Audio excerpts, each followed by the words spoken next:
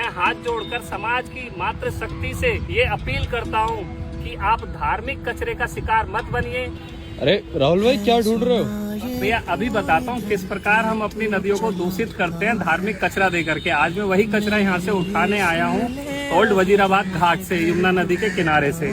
आप देख सकते हैं ये कचरा मैं आपको बड़े प्यार से और पास ले जा करके भाई एक एक करके दिखाता हूँ किस प्रकार धर्म और आस्था के नाम पर हम अपने प्रकृति और पर्यावरण को दूषित करते हैं और एक ढोंग उपासना पद्धति के नाम पर दिखावे में निकल करके हम पूजा पद्धति का तो कोई उसमें महत्व रह नहीं जाता, केवल एक आस्था के नाम पर हम गलत नीतियों का, गलत व्यवहार का और गलत सिद्धांतों का चयन करके चलते हैं।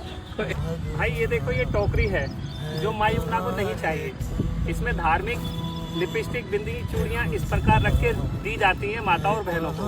ये भी कूड़े में डाल दी गई। उपयोग कीजिए लेकिन इसको सही जगह डालिए। उसके बाद ये भाई कपूर की डब्बी है मेरे हाथ में, माँ सरस्वती कपूर, जिसपे साफ साफ लिखा हुआ है। ये प्लास्टिक है। ये माँ यमुना को हमने किस लिए देना है भाई? दूषित करने के लिए देना है। मछली या कछुआ इसे फूड समझ के खाएगा और मर जाएगा। मैं आपको वन बाय वन इतने सारे आइटम दिखाऊंगा भाई। ये प्लास्टिक के हमारे भगवान है, शिव परिवार है। प्लास्टिक का है, माँ यमुना नदी में आपको इसको नियम अनुसार विसर्जन नहीं करना चाहिए। ऑर्गेनिक गोबर और मिट्टी से बनी हुई मूर्तियाँ जो प्राकृतिक रंगों से भरी हुई हो, उनका विसर्जन यमुना नदी में किया जाता है, ना कि इस प्रकार प्लास्टिक के पेपर कार्ड वाली मूर्तियों का।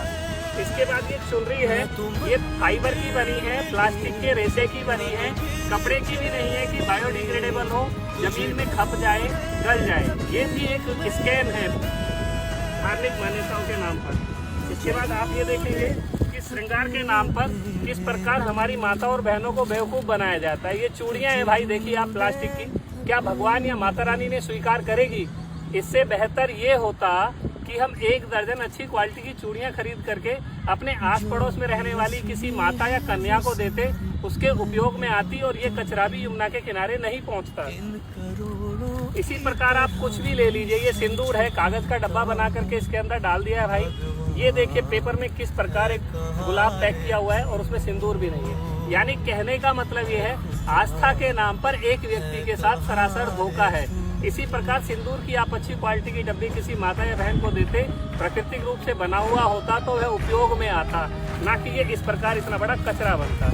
जिस शीशे में मैं अपना मुंह नहीं देख पा रहा हूँ, उसमें भगवान किस प्रकार अपना मुंह देखेंगे? ये भी एक बहुत गंभीर चिंता का विषय है। हमें अपना विवेक लगाना पड़ेगा।